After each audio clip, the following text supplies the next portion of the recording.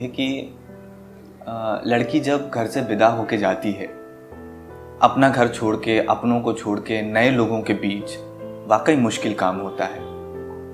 हम उसका सम्मान करते हैं, पर जरा सोचिए, जो लड़के घर से दूर नौकरी करने जाते हैं, क्या उनको भी अपना घर, अपना दोस्त, अपना परिवार छोड़ के नहीं जाना पड़ता? उनके ऊपर भी कुछ तो बीतती होगी। मैंने सोचा उस ख्याल को क्यों ना कुछ शब्दों के माध्यम से आप तक पहुंचाऊं। तो ये कुछ लाइनें हैं, वो हम पढ़ते हैं आज। जो तकिए के बिना कभी सोने से भी कतराते थे, आकर देखिए वो अब कहीं भी सो जाते हैं। खाने में 100 नखरे करने वाले अब कुछ भी खा लेते हैं। अपने रूम में किसी को भी नहीं आने देने वाले अब एक ही बिस्तर पर सबके साथ एडजस्ट करके सो जाते हैं।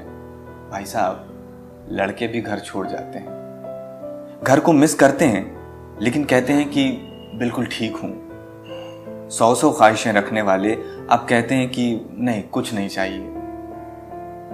पैसे कमाने की जरूरत में वो घर से अजनबी हो जाते हैं, लड़के भी घर छोड़ जाते हैं। बना बनाया खाने वाले अब वो खाना खुद बनाते हैं। माँ, बहन, बीवी का बनाया अब वो कहाँ खा पाते हैं। कभी थके हारे होते हैं तो भी वैसे ही सो जाते हैं, क्योंकि बेटे भी घर छोड़ जाते हैं।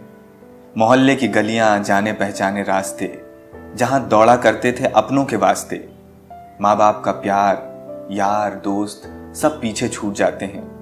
तन्हाई में करके याद लड़के भी आंसू बहाते हैं, क्योंकि बेटे भी घर छोड़ जाते हैं।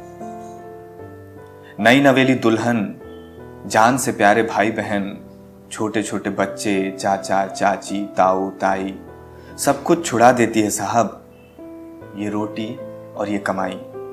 मत पूछो इनका दर्द वो कैसे छुपाते हैं, क्योंकि बेटे भी घर छोड़ जाते हैं। आज की ये कविता उन सारे बेटों के लिए, उन सारे लोगों के लिए जो नौकरी करने घर से बाहर निकले हैं, जिनके कंधे पर 100 जिम्मेदारियां हैं, जिनको बहुत कुछ झेलना भी पड़ता है। लेकिन चूंकि हमारे समाज में एक डायलॉग प्रचलित है कि मर्द को दर्द नहीं होता, लेकिन ये फिल्मों में ठीक लगता है। मर्द को भी दर्द होता है, उसके भी आंसू आते हैं और बेटे भी घर छोड़ जाते हैं।